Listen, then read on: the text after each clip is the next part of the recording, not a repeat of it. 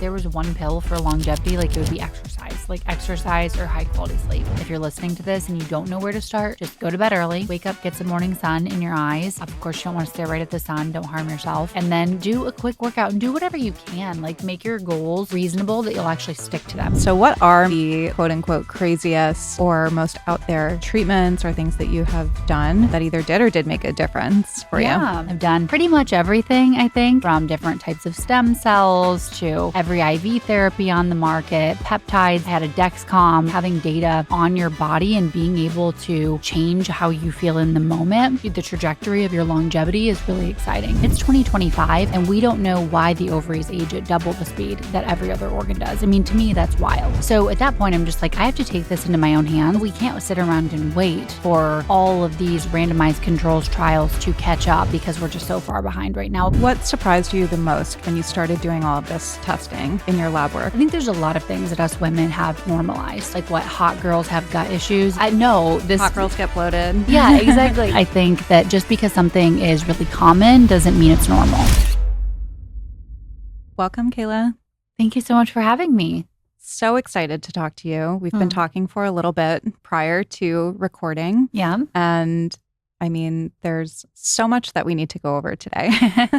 Everything from anti-aging to longevity as it comes to your health, overall well-being, skin, all of that. So we're going to be diving into all of those topics today. But I would love to just hear about your trajectory to female biohacker, because I know that you didn't grow up like quote unquote healthy. Yeah. And it was not always your lifestyle. Totally.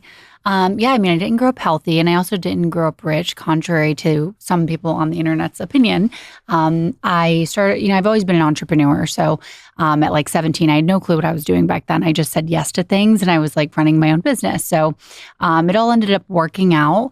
And back then I knew in order to have the life I really wanted, I was going to have to upgrade my biology. And when I say that, I mean, I knew I was going to have to work really long hours. I was going to have like the mental stamina.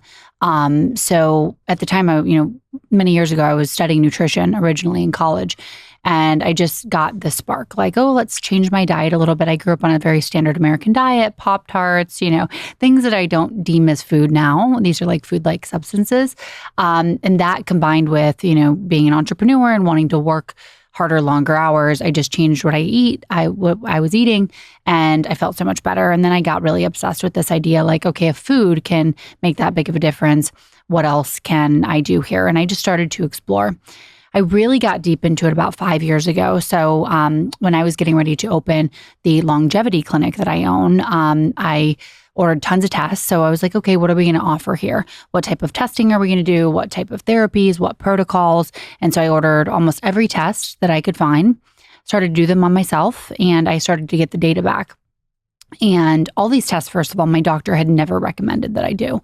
I'd never heard about the test. I've never had a gut test. I never looked at the amount of toxins in my body. I had never looked like in depth at my cardiovascular markers. It was always just basic stuff.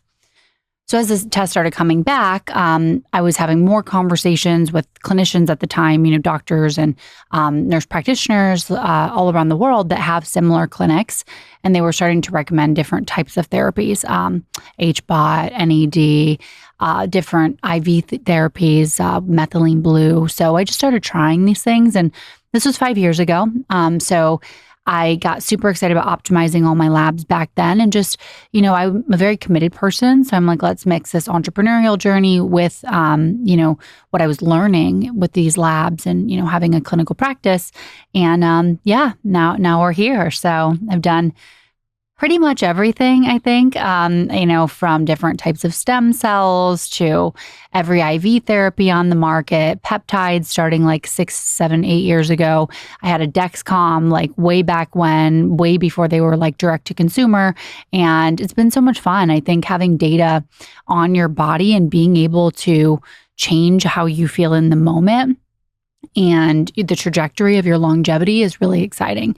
And I'm so happy to be doing it as a woman, right? Because this has been a boys' club for a very long time. And I'm so grateful, right? I know all the male leaders in the space, and I'm so happy that they helped to pave the way. But when I began this journey, I was doing these for men by men protocols because the medical literature is on men. So that's what's out there. And I was watching, my thyroid health decline. I was watching my hormones become dysregulated. I was watching things go in the wrong direction because the intensity was way too much. So that's how I got started in it, and you can go into the rest later. Yeah, I was just thinking, I was listening to a podcast in the last few days about menopause, and I can't remember the study that the doctor was talking about, but she was talking about this idea that women are not little men. And she was talking about how historically women have been completely excluded from research. And she said, with this one medication, or in this one study in particular, they didn't even test on female mice. She was like, even the mice are men. Yeah, it's wild. So women weren't required to be included in research until the early 1990s, right? So, I mean, basically as long as I've been around. And not only have we not been included, but we're still, it's 2025 and we don't know why the ovaries age at double the speed that every other organ does. To me, that's wild. So at that point, I'm just like, I have to take this into my own hands. Some things may work really well, some things may not, but we can't sit around and wait for all of these randomized controls trials to catch up because we're just so far behind right now. Of course, I love science. I love randomized control trials. But for me, I'm just doing all of these labs. I think I'm one of the most, measured women on the planet. I'm doing the labs, I'm doing interventions, and then I'm posting, my results to the best of my ability. What surprised you the most when you started doing all of this testing in your lab work? It really was, I think, the toxic burden. Well, I think it's two things. Number one, how important the gut is. Because if you can fix your gut, everything else improves, right? So one of the biggest things for me is skin issues and the marketing around skin products to women. I think there's a lot of things that us women have normalized. So like what, hot girls have gut issues? Is this like the thing? I know this. Hot girls get bloated. Yeah, exactly. But I don't think we should accept that. I think that just because something is really common doesn't mean it's normal. So number one, learning that the gut is the foundation of the health. And I didn't even know that I had any issues with my gut back then. I thought everything was fine. Like I really didn't have any symptoms. But once I really took it from like decent to great on my labs, so a gut test will show you like dysbiosis, inflammation, any viruses, pathogens, bacteria in the gut. So basically there's a number. So it's like 0 to 10. And I went from having like mid, so like 5, it's okay, to having a really great test. So almost all zeros and 1, 2. So when I did that, everything else improved. Skin, brain fog, energy, sleep, everything improved once, because the gut, I really feel, is the foundation of health. And I think the second thing is when I did my first total toxic burden, a total toxic burden is measuring environmental toxins, molds and mycotoxins, and heavy metals. I was leading an incredibly, what I felt like to be a very clean life. I was eating organic at the time. And when I got my first results back, I was quite shocked. I was like, oh, why do I have some of these heavy metals? Where am I getting them from? Some parabens, some phthalates. And when I started to dive deeper and look at these personal care products that I was using, I was finding that, some of them had some known toxic chemicals. And of course, we know everything is made up of a chemical, but when I'm talking about like known toxic chemicals, these are things that we know are linked to negative health outcomes.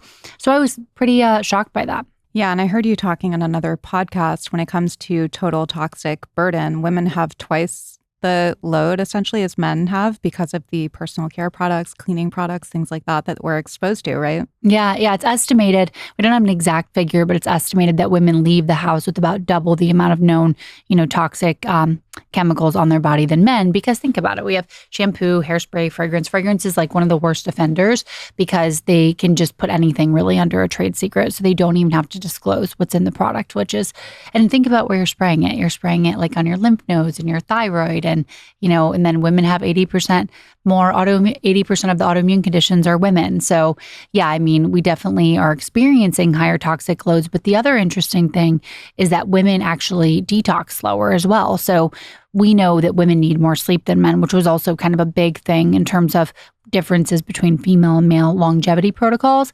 But one of the reasons it could be is that we take a little bit longer to detox because we prioritize fat storage more so than men, right? Because we kind of need a little bit more fat in certain areas to have children. So that was also a pretty interesting finding. But I love that there's a resource called the Environmental Working Group don't be overwhelmed if you're listening to this podcast. You can go there and just type in the brand that you're using and it'll give you a score. And you can start to learn like what products or ingredients to try to avoid. And then you can start just swapping out products for, more clean ones over time. I want to rewind a little bit to the gut.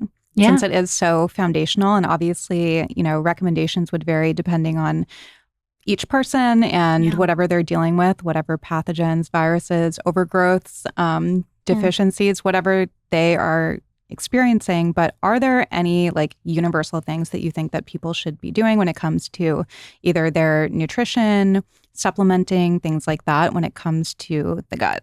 Yeah, absolutely. Yeah, you're right. It's very bio-individual based on your needs, but it kind of, everyone typically follows some sort of like reducing, well, first getting rid of pathogens if there are any immediately, then reducing the bad bacteria, then increasing the good bacteria, and then kind of like sealing the gut. So that's usually the process that we go through. But in terms of food, I mean, for nutrition in general, I think we've made it way too complicated. It's just eat single ingredient foods like avocado, single ingredient, spinach, single ingredient.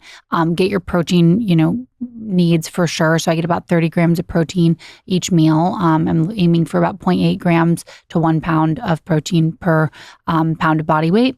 And you really do, I don't think gluten serves anybody because gluten really can lead to gut permeability or leaky gut is, the kind of the common term. So gluten is something that I would probably say really serves no one. Some people struggle with gut health and dairy too. So that can be one of the first things that you kind of get rid of just to see how you feel. And reducing sugar. We know that those sugars can really break down and ferment to the bad bacteria and be feeding those bad bacteria. We want to be feeding the good bacteria. So I think fermented foods, though, can be really helpful. So we don't want to do the sugars, but fermented foods can be helpful.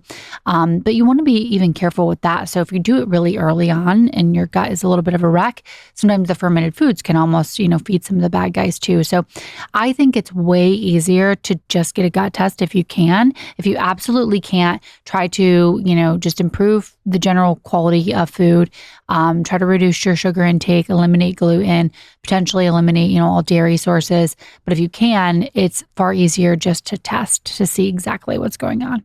And then I know everybody is going to want me to ask you this, but when it comes to body composition, what tips? We're approaching spring and summer, and we all have longevity goals, but we're also all vain as well. So is there like an ideal diet when it comes to maintaining or losing weight in a healthy way as well? Yeah, I really think it's just whole foods. I don't, at this point in my life, I have calorie counted in the past. I do definitely check my body composition. I think it's an important longevity metric. So we not only want to know, of course, weight, but how much muscle we have. Muscle is super important to me. In terms of diet, I think if you eat whole foods and you hit your minimum protein, you're going to be so much more satiated, right? Because if you eat protein, you're not going to have all these cravings. And then also sleep. I mean, if you get a high quality night of sleep, you have significantly less cravings because even one night of poor sleep increases your hunger hormone, ghrelin. So you're literally more hungry than you would be if you just got a good night of sleep, Yeah, I had 5.5 hours last night. Oh no. See, yeah. My boyfriend, we just got back from a trip, and so he's jet lagged. I usually don't get jet lag at all. It's crazy. That is crazy. And yeah, he woke up at 5 to go to the gym, but we had gone to bed at 11:30. So I was like, "Ugh, this is not." Oh my gosh. Well, in general, do you always go to bed at 11:30? No, I usually go to bed. I used to go to bed around 9:30 and get up at 5:30 to 6:30. With him, it's a little bit later usually, just because work schedules and when we're, I don't know. It's just different. So usually I do 10:30 to 6:30 or 7. Okay. I would encourage you to bump it up before 10 if possible, because sometimes if you stay up to 10 or later, you get this second cortisol burst, and then you might want to stay up later. And we know as women too, getting in bed earlier is great for our production of hormones because the deepest stages of sleep, goes in about 90-minute cycle between deep REM and light, but you can get the best amount of your deep sleep if you get to bed a little bit earlier. I mean, 10:30 is still good, but I always recommend everyone getting to bed by 10. Mm-hmm. Yeah, that's my dream. It's just not always. I go to bed at 8:30 every single night. Oh my God. Yeah. And you get up when? 5? Naturally, usually about 5:30. Yeah. Okay. I don't use an alarm clock. I've been really, grateful, but I was doing this like test because in the literature, it only says that women need about 11 to 20 minutes more sleep than men. I'm like, this can't be right. Let's just see. And so I just, optimized all my sleep. I woke up whenever I wanted it. I'm still doing that. And I need at least, usually 45 minutes to an hour more than my husband.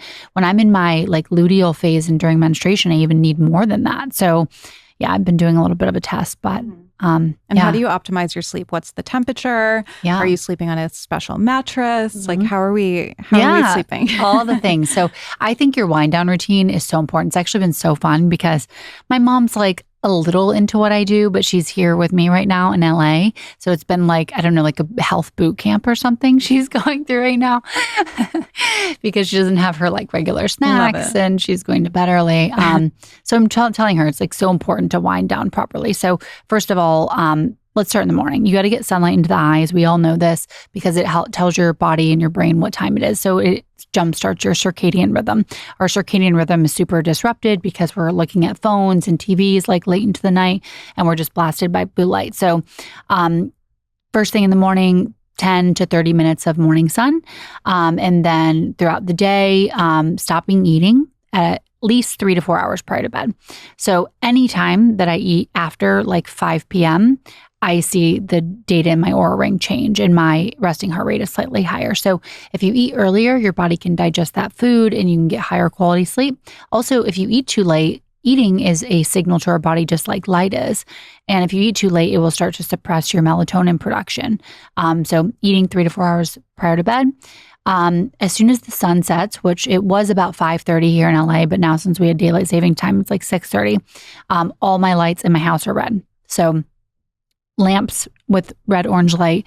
My husband does like to watch television. So there's a red light filter on the TV, blue red light filters on the phone, or you can wear blue light blocking glasses, but really big for improving quality of sleep.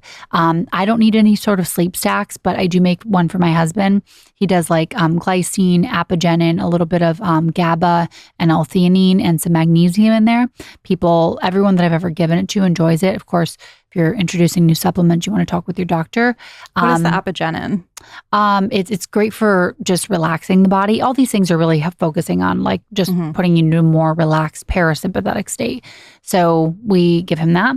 And my goal is to get my heart rate as low as possible before bed. So for me, that looks like just relaxing, reading, no anxiety inducing shows. My mom has been over and she wants to watch these like Dateline murder shows. And I'm like, Mom, what? This is like the most anxiety inducing thing you can do before bed. She said it's not anxiety inducing. My boyfriend has been on a Homeland kick. Okay. So it's like, in the Middle East, like crazy, violent right before bed. Yeah. So that is not ideal. No. So I always try to avoid those types of shows and do something relaxing like, a bath or, reading. Also, I do sauna about 2 hours prior to bed. That is really helpful too, because it puts you in a relaxed state, but our body actually drops down a temperature while we're sleeping. So by heating really up, our body has to fight against that and cool down. So it's great to do, but you want to make sure you do it at least 2 hours prior to bed, because if you do it too close to bed, it's going to keep your heart rate up and then your sleep is going to be compromised. So, sorry to interrupt you, but what's the ideal sauna length? So the research says, at least 4 times per week. And doing it for about 20 minutes. And the temperature, they're mostly done in Finnish saunas. So it's about 176 to 200 or 212, I think is where the studies put it. So that's what I do. Well, I was doing 4 times a week for 20 minutes. And now post fires, I'm doing more because, we're both in LA and I don't know if you want to go into it, but my total toxic burden is like unrecognizable at this point because all of the burning buildings and structures, just put all of that into the air, heavy metals, dry cleaning materials, mold, spores, all the stuff. So now I'm doing it 5 times a week, but the studies for cardiovascular, reduction in cardiovascular events and longevity or all-cause mortality are 4 times a week. And are you doing a binder before?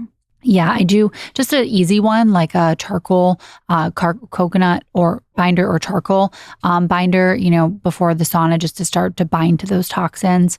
And I think it's really helpful. Last things about sleep is just a really cold room. So I keep it 65 degrees.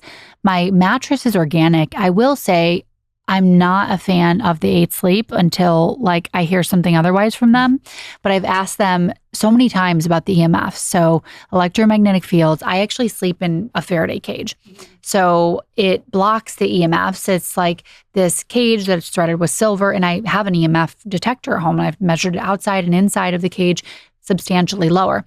We also have a Wi-Fi switch. So at night it switches off the Wi-Fi. But the problem is, this in LA, like even though your Wi-Fi is off, your, neighbors are so close and their Wi-Fi is probably not off. So I just sleep on an organic mattress because again, I'm really worried about the smart mattress, right? I'm like, this can't be good for us. Yeah. Personally, that's what mattress do you like? Avocado or brand? I have an Essentia mattress. Okay. So it's like GOTS certified, highest level of certification, organic. And then of course, the organic sheets and pillows and blankets. It's interesting because VOCs are these volatile organic compounds. If they are off-gassing, so when you jump onto your mattress or land to your mattress at night, and the big poof of air. So if it's not an organic mattress, it can have formaldehyde in there. It can have all these like different known toxic chemicals, and you're breathing that in while you're sleeping, and it can actually disrupt your sleep. So super important to have a high quality mattress and air filtration. So I have an insane amount of air filtration in my home, but also specifically in my bedroom because I want it to be like as low tox as possible. So I have multiple Jasper air filters in there. I have those too. Yeah. So I have sponsor the show. I love that. Well, yeah. Thank you, Mike, for those Jaspers. But yeah, I have 2 Jaspers in my bedroom and it's like, a small bedroom like this. So, and that's interesting. So are they ever at different readings, being on different sides of the room? Or is it just to get that extra filtration? Yeah, just to get the extra. And I actually keep them on 3 at night too. I don't even keep it on smart mode. I crank it up to 3. Yeah. Because I really, I really don't want any toxins going on there. Yeah. And, of course, dark. So my room is like completely blackout. I can't see my hand in front of my face because we know that not only can the light in the eyes disrupt you, but it can also, if it's hitting your skin, it can actually disrupt your sleep. So, so with all of this, how is your Oura Ring sleep score? It's really good. Oh, this is so funny I get to share this today. So, it's typically about anywhere from 96 to 98 every single night. Wow. So, yeah, I really do crush it on Oura Sleep, which I should be, right? I'm doing an insane amount of things. So, were there certain things that you did that improved that you were able to connect? I kind of have been doing it all for quite a while. There are some things that Oura says when you tag it, it increases sleep. So sauna before I think is like a 2% increase. A few other things as well. But I'm excited because I just ordered a Whoop and I ordered another ring. So I've seen a lot of people on the internet with like continual like hundreds on Whoop. But Oura, you can't get 100. Like I've never known anyone to have 100. I've never received 100. On activity, yes. But sleep, no. So I'm really excited to see what happens with this Whoop. And I'm just going to put out all the data. Like if I have a 95 on Oura, is that 100 every time on Whoop? I'm just, excited because I want to see the difference. Interesting. I love the data. Looking forward to that. So, I want to talk about the movement piece of it as well, but let's kind of finish off the morning. So you did mention like sunlight first thing. Yeah. What else do you do in the morning? Oh, I do a bunch of stuff in the morning. I'll try to run through it so we don't morning routine. So I wake up naturally. I do my oral health routine. So it is like an oil pulling. It is a tongue scraping. We have a water flosser, super important. I also test my oral microbiome. So we know that it's as important to optimize your oral microbiome, super important. So like our teeth, if you could see like a picture, have you seen the pictures floating around where the teeth and the brain, like the nerves into the brain, like it's so obvious that you have to take care of your oral health. So do that. I also have like a little red blue light. So the blue light helps whiten. The red is good for reducing inflammation in the mouth. Do that. And then I go and have my water with electrolytes. Electrolytes do you like? Sorry, I've just been, that's okay. I've been doing the Body Bio electrolytes. Okay. So I think that they're a good company. So do that with a big glass of water. And then I go to something called a PEMF or pulsed electromagnetic field therapy. So I have like this clinical device at my house. You'll have to come over sometime and try it all out. My house is like a clinic. I'm like, this is my dream. Yeah, I have like a hard shell hyperbaric chamber and like the whole 9 yards. Amazing. So I sit on the PEMF, which I think of it as like grounding on steroids. So if you don't have a PEMF, you can just make contact with the earth and you get a lot of the same benefits. It's just faster. So I do that. And then I do like my brain training and meditation. I do a little bit of prayer and a little bit of gratitude journaling. I say, get my mindset set before the day sets it for me. So if you don't go into your day with like how you want to feel, the first negative comment online or bad email or whatever is just going to totally derail you. So I try to do that.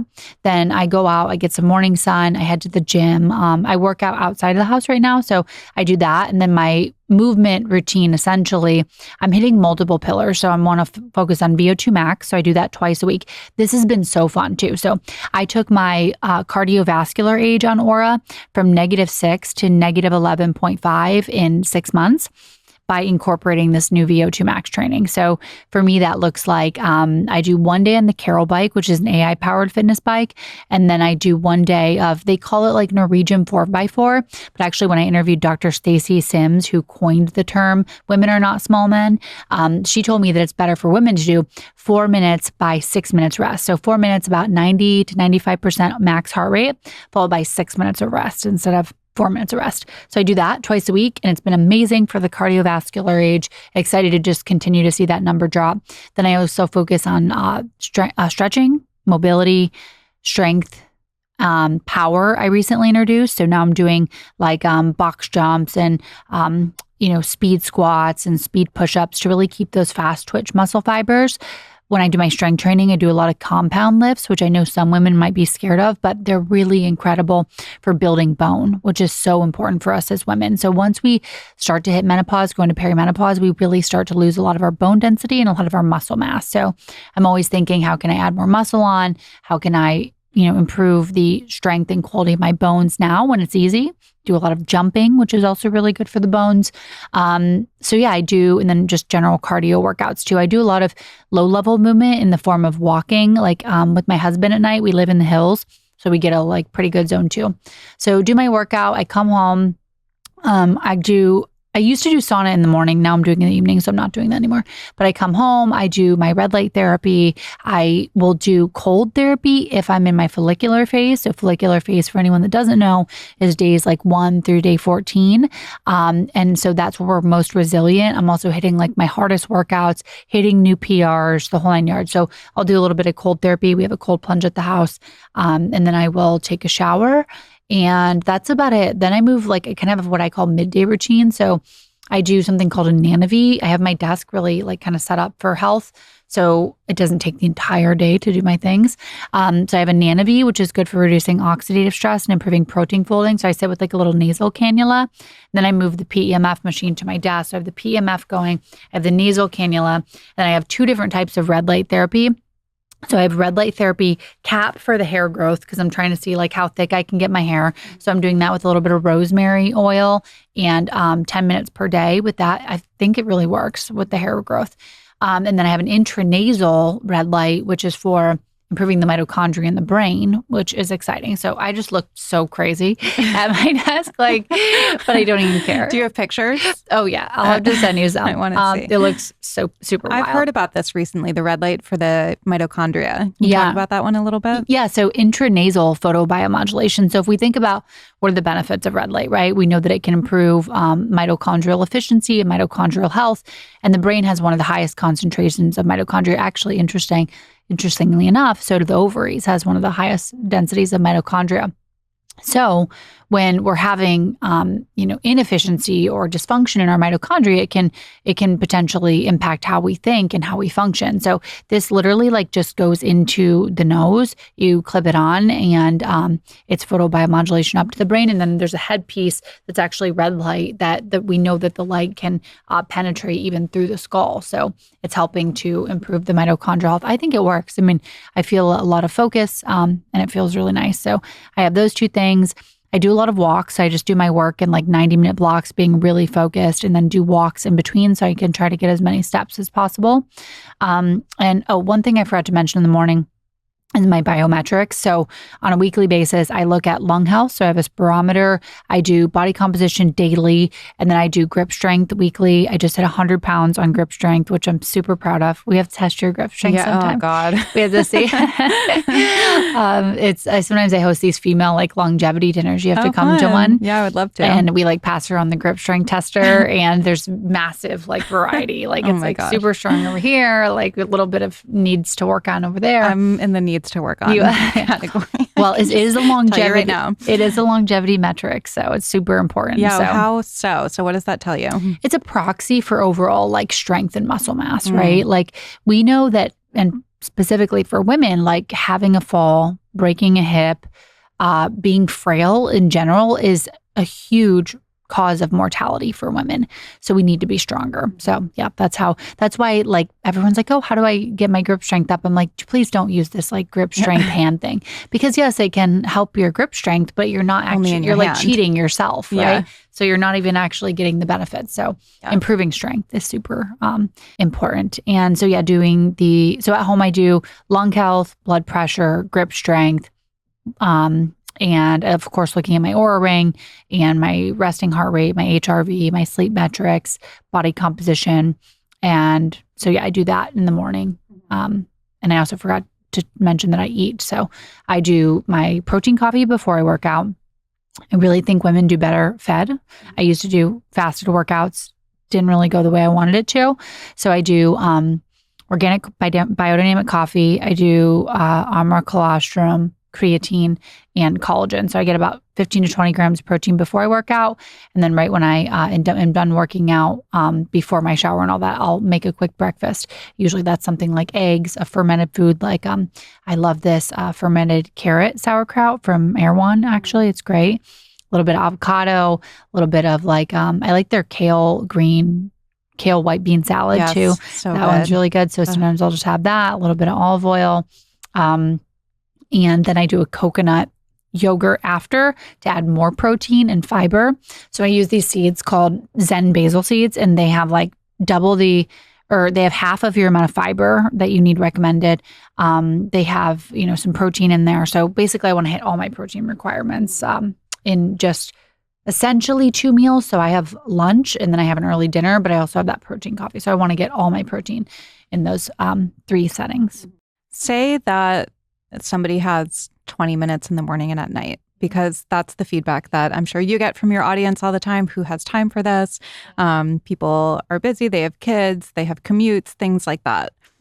What are the essential things that you think everybody should try to hit in the morning in the most efficient way as possible? Yeah.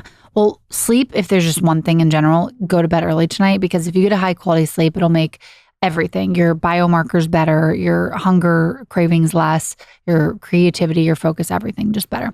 In terms of what you could do in the morning, I would highly recommend getting morning sunlight and exercising. So those 2 things are going to be a game changer. If you can exercise outside, it's free. And I want to, it's important to me that I can communicate the message that, yes, I do all these wild things, but health is really in mastering the basics. And everybody always asks me, what supplements do I take? How can I get a hyperbaric chamber? It's like, that's not what you should be focusing on right now. You should focus on mastering the basics, because it's going to get you 90 to 95% of the way there. And the basics are either low cost or free. I mean, high quality sleep is pretty much like free. I always say focus on the things you do every day. So we eat, improving your nutrition. It does cost something, but you can do it relatively low cost.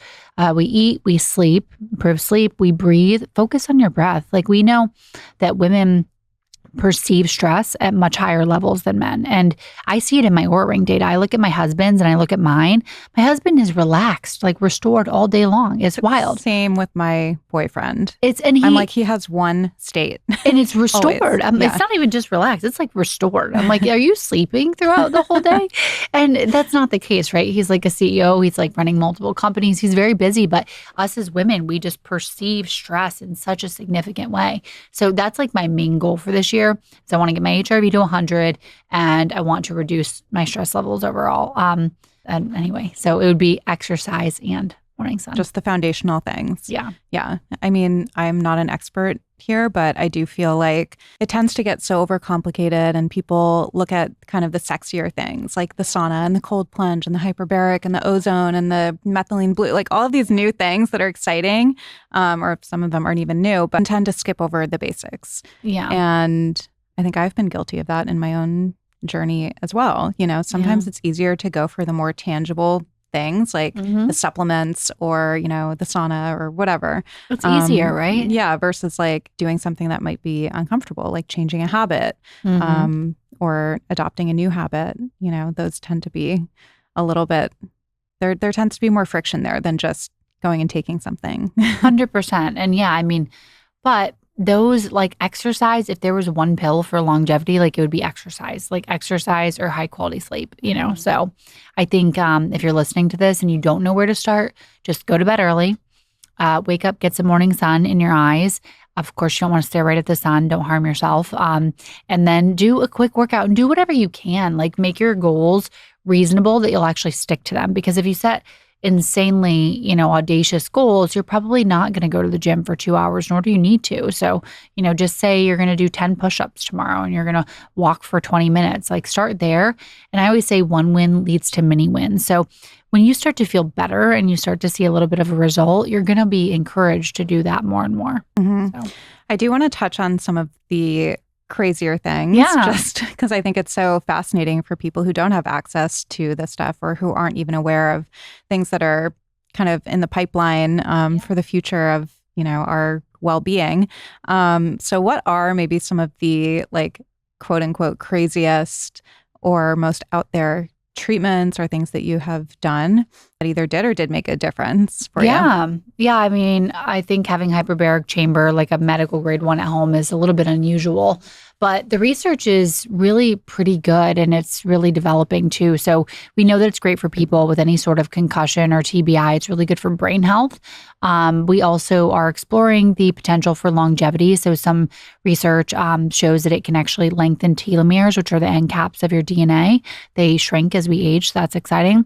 They're doing a lot of research on fertility. We know that women's, fertility, infertility, men's fertility, infertility is a huge conversation. It's decreased by at least 30% over the course of the last 30 years. Fertility is decreasing at the rate of about 1% per year. But when you look at that over 30 years, that's 30%. It's an interesting, potential therapy for that. And, Brian Johnson did a bunch of hyperbaric sessions. He really felt like it improved, or the data said it improved his skin health. So that's really fun. I have done different forms of stem cells, which I think you need to be really careful. You need to really do your research, figure out where they're coming from, what you're getting. I've opted to do my own. So I used some of my own derived stem cells. I'm actually getting ready to bank my stem cells for the future. So in a couple of weeks, they just pull a little bit of fat and then they get your stem cells and they can actually send them to a lab and they can multiply them. So then you can use them for a variety of different things. I'm going to use them for just like wellness. So I'll do one IV every quarter, but I can also have them in case I were to get sick. And then when we have babies, we're going to take the stem cells from the umbilical cord and then bank those for the babies. And we could also use them in the future if we get sick either. So that's a big one. I mean, I've done methylene blue. I've done so much NAD. We have something called an ozone sauna at the clinic, and that's really fun. It looks like a little spaceship pod, but it's about 7 times more powerful than a standard sauna. We know that ozone is like antiviral, antibacterial, antiparasitic, so it's really beneficial for detoxing.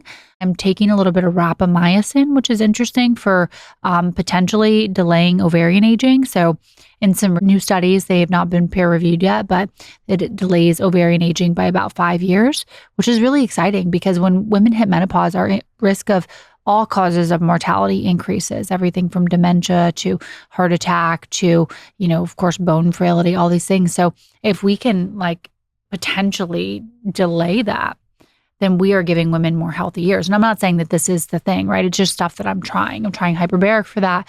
I'm trying the rapamycin. And I'm also doing low-level laser therapy on my ovaries to potentially mitigate some of the inflammatory cascade that happens on a monthly basis. Because as our uterine lining is, building and then shedding, we have this entire inflammatory cascade going on. So that's something else that I'm trying for that. I have not done any gene therapies. I mean, I just turned 34.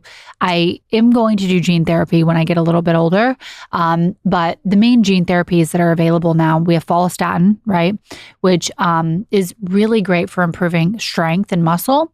But interestingly enough, follistatin, I believe, this is what I was told by an expert in an interview, at least, that follistatin, when you get pregnant, substantially increases. So let's say you go to gene therapy, that you would actually have to turn the gene therapy off. But I want to have kids first before I, go doing gene therapies. And plus, I just don't think I need that right now. So those are some of the most interesting things. I've done, of course, like exosome facials and things like that. But I think, yeah, that's some of the more interesting things. Are there any trendy health or longevity things that you don't do or that you want to myth bust? I mean, I heard you talking to Kay about resveratrol. Oh, yeah. And you guys were talking about how resveratrol was like the sexy, trendy, whatever it is, polyphenol. I don't even know. And everybody was on the resveratrol train. And now it's kind of like we've moved on from that. Yeah, no, I mean, resveratrol was debunked like years ago. Really? So I don't even know why that one's on the table anymore. I think definitely, yeah, I mean, resveratrol is a great one. Let me think of if any more molecules specifically come to mind that I think are, just not worth it at all. I think the best way to do it is like, when it comes to supplementation, is just do a lab and figure out what you're deficient in and then target supplement, because obviously it's a massive industry and they want you to buy everything. I would say though, I think for women, we just have to be so much more careful. So I would say like Mythbusting, that we can cold plunge every single day of the cycle. And of course, there's going to be a small subset of women that can, right? And they're going to be fine. But in general, we have so many more, we have an insane amount of hormonal fluctuations in comparison to men. Men, it's kind of like Groundhog Day. Like they have a 24-hour cycle of their hormones. So every day is the same. They can do anything they want, really. So we have to be a lot more careful. So I think it's a myth that, women and men should have the same longevity protocols. I think, even when it comes to fasting, again, everything is bio-individual. Listen to your body. But I think women are going to do best fasting in the follicular phase. We're going to do best with cold therapy in the follicular phase. We can use cold therapy, like higher temps, shorter times in the luteal phase if we are really careful, to help potentially with some of the PMS symptoms. PMS is another thing. This is also something I'm diving really deep in because I have zero PMS symptoms. PMS symptoms are often coming from dysregulated hormones, right? And there's some things that you can do to help with those symptoms, like red light, help the pain, like the red light therapy or PEMF.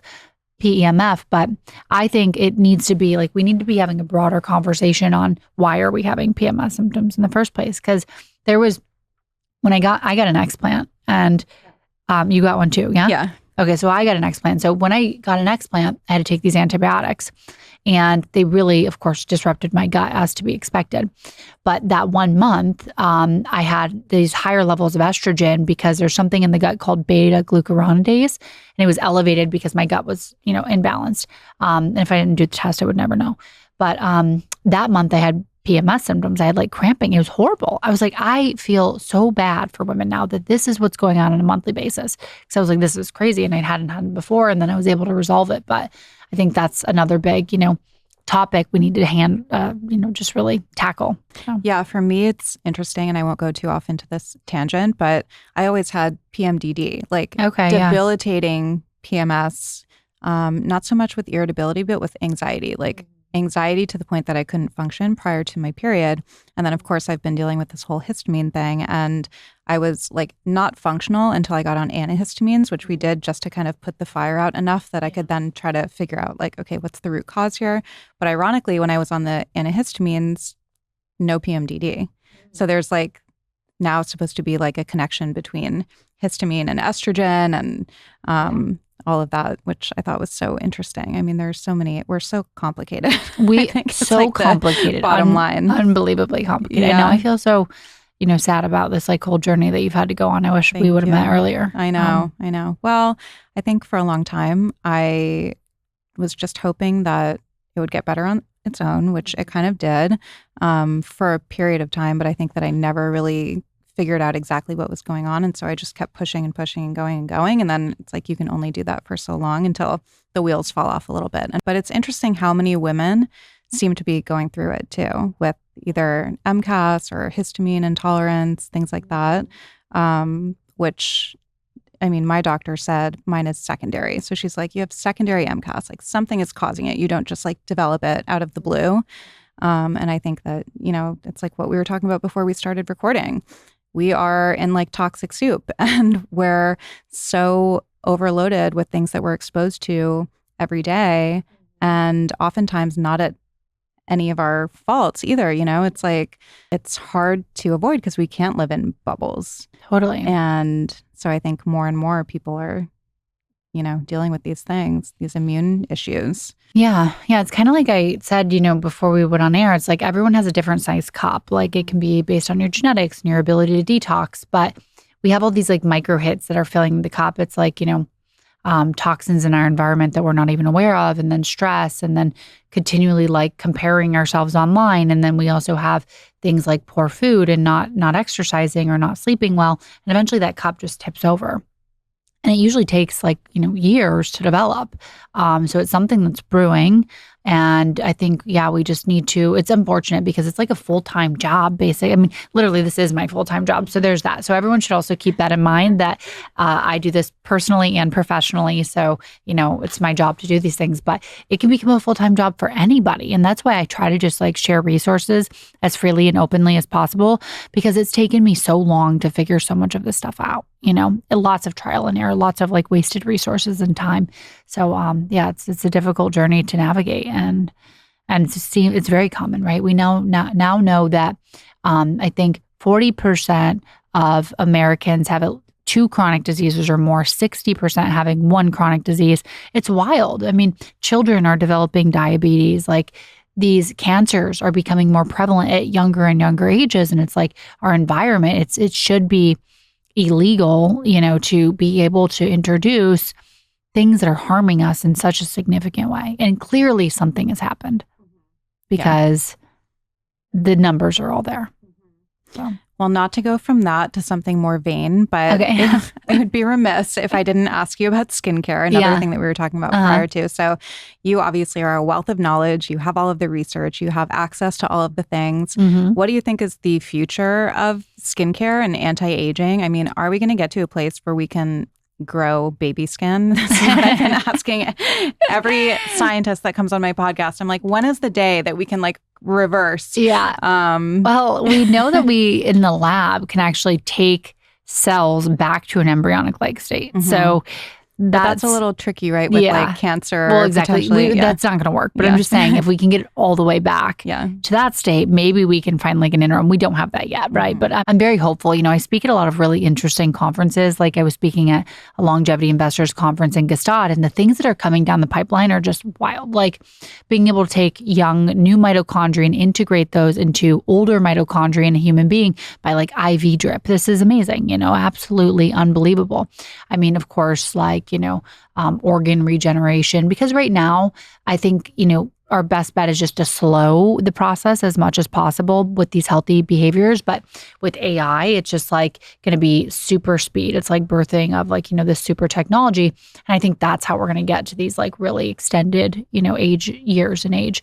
In terms of skin. So it's really something that I'm just getting into, and I'm super excited too for a lot of reasons, right? Like I've spent so much time on lab testing and eating healthy food. And, sometimes people, they think that if you are eating healthy, like that you're also never going to age, which is not exactly how it is, even if internally, biologically, you're younger, but still like, I loved the sun as, a kid. Same. Went in tanning beds. And twice a day sometimes. Oh my gosh.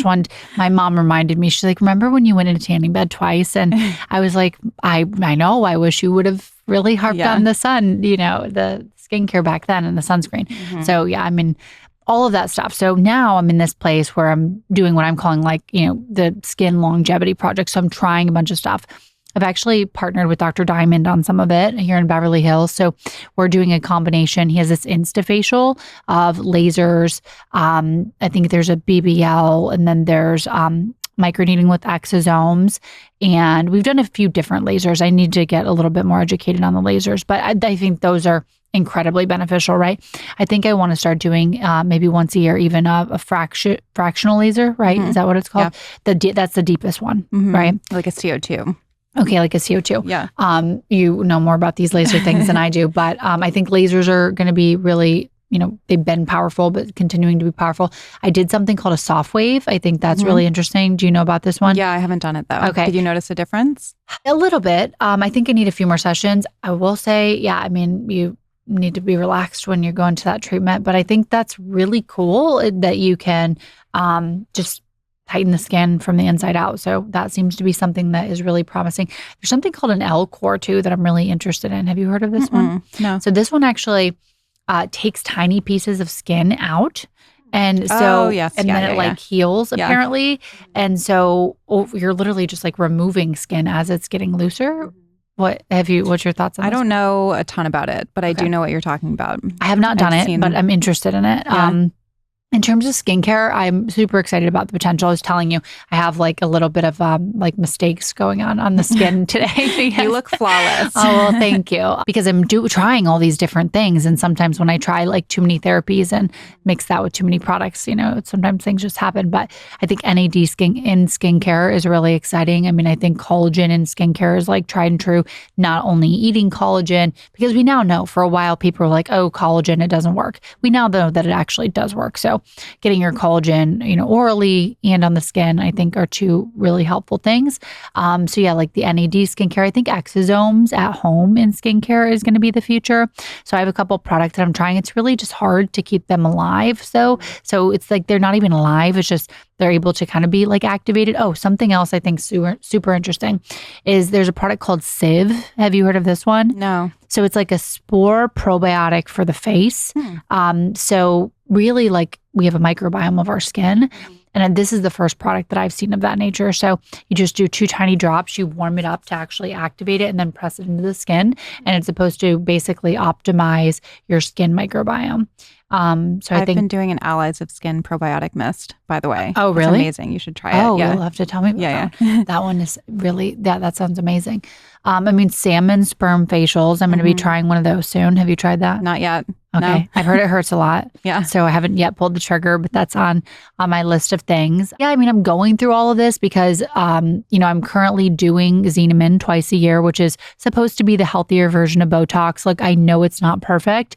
In an ideal world, I wouldn't do it at all, which is where I'm moving. I'm also intending on getting pregnant. So we'll be stopping it at that point for sure. But the way I kind of think about it is, again, what is your toxic load? So like me knowing mine and knowing that overall it's so low, I feel better about doing that twice a year. Now with the new toxic burden post fires, I'm not going to be doing it at all because I think with all those toxins and then adding what we know is a neurotoxin on top of that, we'll just potentially tip that glass over. So I'm going to get all the toxins out. We're just seeing, it's hard being a woman in the public eye in any way, right? It's like it's not good if you don't do anything because then you're aging, but you're in longevity. So you have to stay like super young forever. But if you do stuff, that's also, frowned upon. And I'm like, what? First of all, I think women should do whatever makes women feel best, right? I'm excited for new interventions because I think we won't need Botox. I think, we won't need these types of things.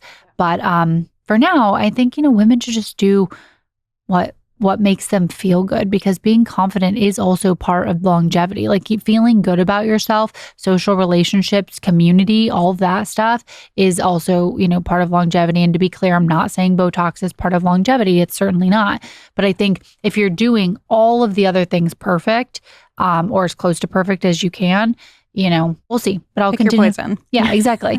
And I will be posting everything that I'm doing for the skin longevity project because I haven't done any Botox, I think, in the last like 6 or 8 months. And so I'm just excited to see what happens. I think I need to join you in that project. Yeah, let's do it. I think that like the topic of community and support is really important to longevity. And look, if I'm doing something that needs to be called out, like by all means, someone should. But I think in general, like women need to support women. Like I've left a total of absolutely 0 comments that are negative on Instagram in general. And never would I leave one on a woman's profile. You know what I mean? So I just think, we all should be cognizant that they're like real people behind that, like, post, and like probably they're going to read it.